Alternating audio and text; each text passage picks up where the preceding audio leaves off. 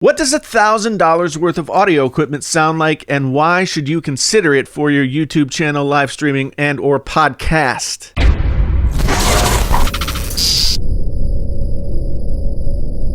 This video is brought to you by Squarespace. From websites to online stores, marketing tools, analytics, whatever it is that you need in your web space, Squarespace is the all-in-one platform you use to build online presence and run your business. Hey there, friends on YouTube. My name is Jason, sometimes known as the JTL. This is Painfully Honest Tech. Tech so honest it hurts. Thank you so much for being here. If this is your first time, thanks for stopping by. And if you've been here before, thank you so much for coming back. Today we are going to talk about audio for video, live streaming, podcasts, that kind of thing.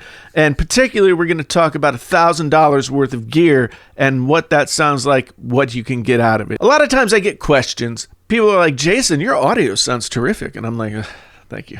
Thank you very much. It wasn't always that way. I've gone through a bunch of different iterations of audio equipment to get to where I am right now. And in my opinion, for my money, this setup right now is probably the best that you can get for $1,000. So first, let's talk a little bit about how my philosophy for recording audio works. It's a little bit I used to record music and that kind of thing. Well, I guess I still do record music, but I used to spend more time on it than I did on YouTube. But now most of my audio needs from the day-to-day are in this kind of setting. So what is my philosophy? It's really important to me that the sound that I get right at the end of the whole thing, when I drop it in and when I export the video and all that, that sound is what I want to be going into the computer so I don't have to fool around with it anytime after that. So I've worked out a way to make that happen. I'm going to walk you through what it is. Now, first, let's talk about the equipment that I have. This is the Shure SM7b microphone. This microphone costs $400 new.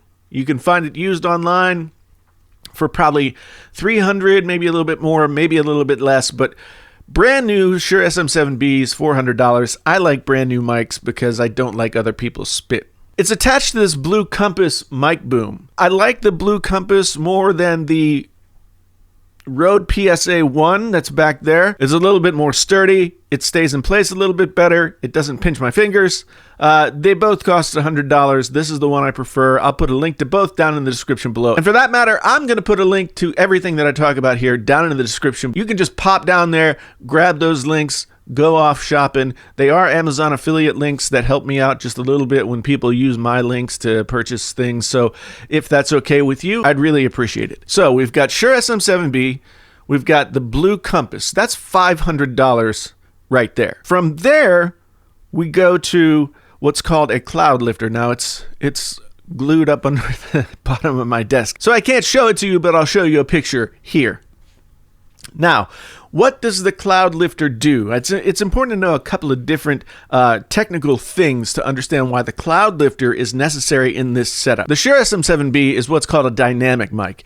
Dynamic mics don't have any additional juice running through them to boost their signal before they get to the preamp that's in your interface, right? The cloud lifter offers 20 dB of gain, of boost, before the mic gets to the preamp. The Shure SM7b needs about 60 to 70 dB of gain to really get that good sound that you're hearing right now. Now, most preamps on audio interfaces these days, they max out somewhere around 70. You'd be turning the preamp in your audio interface all the way up to 11 in order to get a decent sound out of this mic. A lot of mic preamps at that level introduce what's called self-noise. You can kind of hear it hissing and all that kind of stuff. It's not a good sound. It's not a good sound. When you spend this much money, you want to be able to get that good sound. So the cloud lifter takes phantom power from your interface and offers 20 dB of additional gain before you get to the preamp. So you can go to 40, 50, maybe 55 dB in your preamp, not have that self-noise, and get a great signal. So that's what I've got going on from here to the interface. My interface is made by a company called Universal Audio. It's the Universal Audio Aero, which is their Thunderbolt 3 interface that's portable. It's bus powered, which means it doesn't have to be plugged in. It can be powered from the computer that you're using. It has 2 mic preamps, as well as some stuff in the computer that I'll explain here in a moment. Basically, the signal goes from mic cloud lifter into channel 2 of my Universal Audio Aero.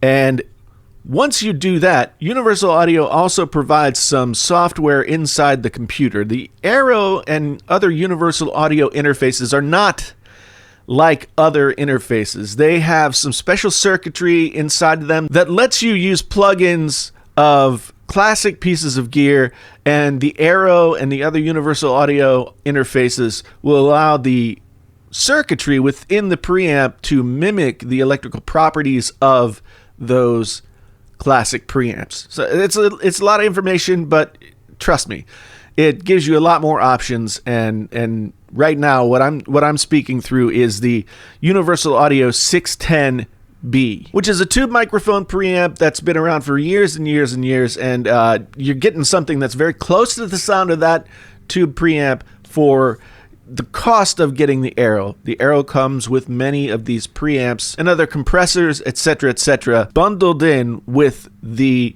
interface. So you go to the console program that Universal Audio has you install. That's where you can drop in these plugins that will alter the sound that you're getting out of your microphone. And I'll walk you through my setup. I go from the Universal Audio 610B to the 1176 compressor, another classic piece of gear that's been modeled here, and then into the Teletronics LA2A. So the 1176 is a compressor.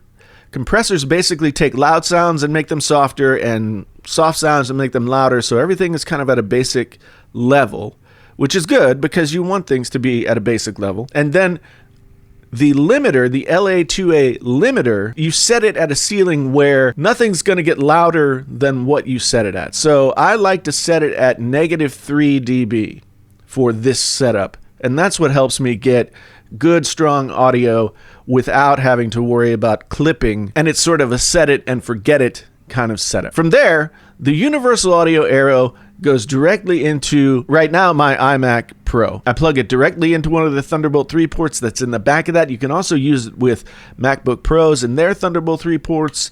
You can use it with PCs and PC laptops that have Thunderbolt 3 ports. The Universal Audio Aero is multi-platform, I guess is what I'm saying. From there, you open up your DAW, your digital audio workstation, whether that be GarageBand that comes free with Mac, or Reaper that you can download for free and use on PC, Logic Pro, Studio One, Pro Tools, any of those programs can be used. Now, like I said, GarageBand comes with your Mac, so it's basically free if you don't consider the cost of the computer to be, you know what I mean. And Reaper is a donationware program where you can use it for free, but if you're going to use it a lot, it's good to donate a little bit of money toward them. Anyway, so then once you get your signal going into the computer, you set up a track in your DAW. Usually there's some kind of button in the interface of the DAW, or there's a pull down menu where you can select new track. And once you select that new track, in my case, the way that I have this set up, I would select input 2, and I would arm that to record.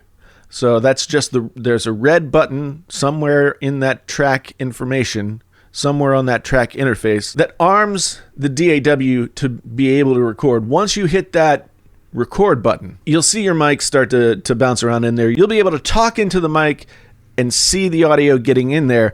Now, you want to make sure when you're recording that you're getting somewhere between -12 and -6 dB. I record a little bit hotter, somewhere between -6 and -3 dB. That's going to get you a good solid sound that's not going to peak inside of your DAW and, cause you problems down the line when you're mixing. Here's what I do when I'm recording a video. I start the camera first, so I got a little bit of roll before the audio starts, and then I start the recording in the DAW. And I record the video just like I am right now. We're talking, that's recording. And once I'm done, I hit stop and stop. And the audio track that I have sitting there once I'm done is the audio track that I'm going to use when I bring it into my video editing program. I don't change anything when I bring my audio into the editing program. You have to take the image that you have, and then you have to synchronize the audio and get rid of the camera audio, which is pretty easy to do. Most video editing programs have a way to do that automatically for you. And so I do that. I combine both the audio clip that I got from my SM7B all the way through this signal to the video clip that I get from my camera, and then I just start editing. Like I said, it's incredibly important to me to get the sound that I want without having to do anything to it after the fact. Once I get to video editing, I want to concentrate on the video. I don't want to have to worry about audio. Other people do it differently, but this is the way I like to do it because it makes the editing process much more simple. So this is my $1,000 audio setup for my YouTube videos. I love the sound that I get out of this, and a lot of other people have said that they like the sound that I get. I wanted to take a few minutes and show you guys what I use, the $1,100 to $1,200 worth of stuff that I use to get the audio that I get for my YouTube videos. That's basically the SM7B, the Cloud Lifter, the Universal Audio Arrow, with the plugins that I talked about in the console program. Once you get into the computer, record that into your DAW of choice and export that out, create a file, and then bring that file into your editing program for your video, sync them up, and you're ready to go. If you have any questions, if you didn't understand anything, this stuff can be really complex. And I've been doing this for like 20, 30 years, so what's simple to me might not be simple to you, and it's hard for me to gauge for that. Go ahead and leave a question down in the comments. Let me know what it is that you need to know. And again, also, I will have links to all of the stuff that I use down in the description. You can just go down to the description, click the links, and you'll go straight to the stuff that I use. If you want other videos like this where I speak about, stuff that doesn't quite cost this much, or a different way to do it, as in like shotgun mics over your head or something like that, let me know and I'll make those videos as well. But I thought I'd first start out with this $1,000 plus setup so that you guys could know what I do to get my audio. I'm old enough to remember when there was no Squarespace, when you just had to like make a website. There was GeoCities and that kind of thing. It was terrible. It was terrible. But I made many a website that way. I made websites for my band, for my book, for a bunch of different things, all without the help of something like Squarespace. And now Squarespace is here. The last couple of websites that I made with Squarespace, and it was easy to use. It was a lot of fun. On Squarespace's dynamic all-in-one platform, customers can claim a domain, build a website, sell online, market a brand, whatever it is that you need to do. Squarespace is the place you need to do it. Here's what you do. You go over to squarespace.com and you start building your website. Just follow the tools. They get easy online chat if you need that. Once you're happy with how you're looking in your Squarespace web space, then go ahead and go to squarespace.com/painfullyhonesttech to get 10% off. 10% off at squarespace.com/painfullyhonesttech. Those links are in the description down below. Thanks very much for being here. Once again, if this was your first time here and you want to come on back again, then you can hit the like, subscribe, bell notification icons and all that kind of stuff. If you've been here before, thank you ever so much. I really, really, really, really do appreciate it. Once again, my name is Jason, sometimes known as the JTL. This is Painfully Honest Tech. Tech so honest it hurts. Until the next time, I'm out. Hey, you're still here and you haven't left yet, and maybe you want to watch another video. There are a couple of videos here that I suggest that maybe you want to check out. Also, hit me on the social medias over there, and don't forget to subscribe to the channel, and I'd love to have you back again sometime soon. Thank you so much for being here.